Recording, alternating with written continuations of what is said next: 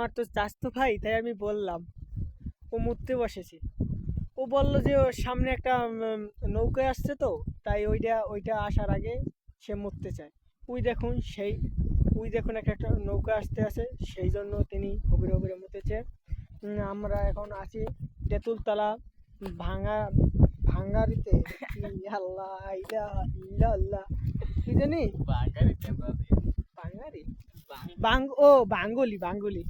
সেটা বুঝতে পারছি, মানে বাঙ্গলি শেষে বুঝতে পারছি।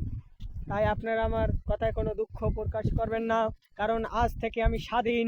আজ থেকে আমি পরাধীনে নাই, কারণ আমার দীর্ঘ 10টি বছর পর আমি আজকে পরীক্ষা দিয়ে স্কুল জীবন শেষ করলাম। সবাই আমার জন্য দোয়া করবেন, সামনে যাতে এগিয়ে যেতে পারি।